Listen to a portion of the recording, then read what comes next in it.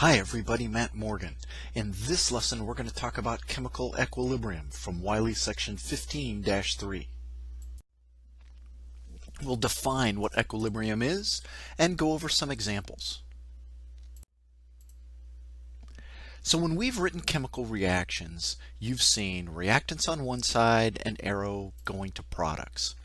This implies that when we run a chemical reaction, all the reactants are gone and all we have are products. Well, now that we're in Chem 2, we're going to be a little more sophisticated than that. What happens is some reactants will still exist in our vessel. They're not going to completely go away. Now, how this happens, hydrogen and oxygen are the fuel in the space shuttle's main engine. So in this reaction, all the hydrogen and oxygen combines and it does make water. But at the same time, some water reacts back to form hydrogen and oxygen. Here's that reverse reaction, H2O going to H2 plus O2. When describing an equilibrium situation, it's more correct to use a double arrow, showing both the forward and reverse reactions, and you'll probably see this more and more often.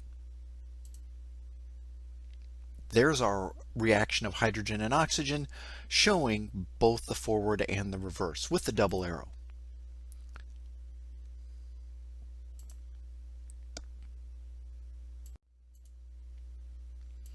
There's our reaction again. So in this example, we're going to see many more products than reactants. When hydrogen and oxygen react, there's a lot of water vapor that is the result. It will be difficult to detect any hydrogen and oxygen, but a little bit of it is there. And this is because the forward reaction is very, very fast, and the reverse reaction is slow.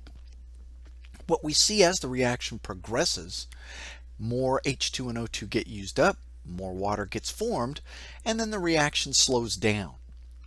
And then what happens as more water becomes available, the reverse reaction starts to occur more often. So what's going to happen with equilibrium? Eventually the forward rate will be the same as the reverse rate. The amounts of hydrogen, oxygen, and water will stay the same. They won't be equal to each other, but they're not going to change. There's going to be a lot more H2O than hydrogen and oxygen, but the amounts will be constant. The forward and reverse reactions continue to occur. Equilibrium is what they call a dynamic situation, but the amounts stay constant. Let's look at it. We've got a reaction vessel, we've got some hydrogen, we've got some oxygen. We ignite the mixture, they come together and make water molecules. That's our forward reaction. If we have a reaction vessel with a bunch of hydrogen and a bunch of oxygen, well, we're going to see a whole bunch of the reaction.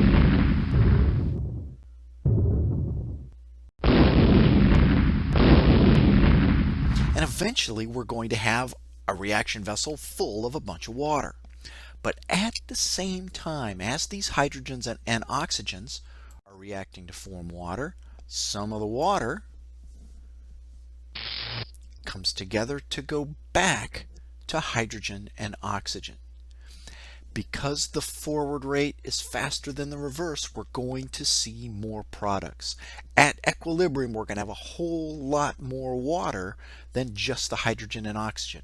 But we have to be aware that both the forward and the reverse reactions are occurring.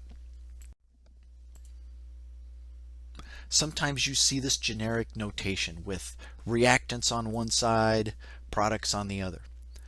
When the forward rate equals the reverse rate, then the reaction is at equilibrium. The reactions don't stop, but the amounts of reactants and products stay constant, even if they're not the same. So let's look at a reaction where the reverse is faster than the forward.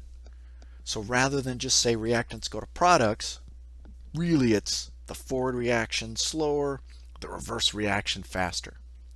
At equilibrium, will you see more reactants or more products? Let's see what you think. Okay, we think about this for a while. Everybody votes on it. Okay, more people think that there are more reactants. And that's true. So if the reverse reaction is faster, at equilibrium you will see more reactants than products. So to wrap up, we talked about what equilibrium is. We discussed the conditions, especially noting that the reactions don't stop. Next time what we'll do is we'll start with a system at equilibrium, make changes to that system, and then we'll see how the system adjusts. As always, contact Corey or me if you have any questions. The main job of your course mentors is to enable your success in these courses. You can email us at the group inbox at chemistry@wgu.edu, or you will find contact information for your individual course mentor in your course of study.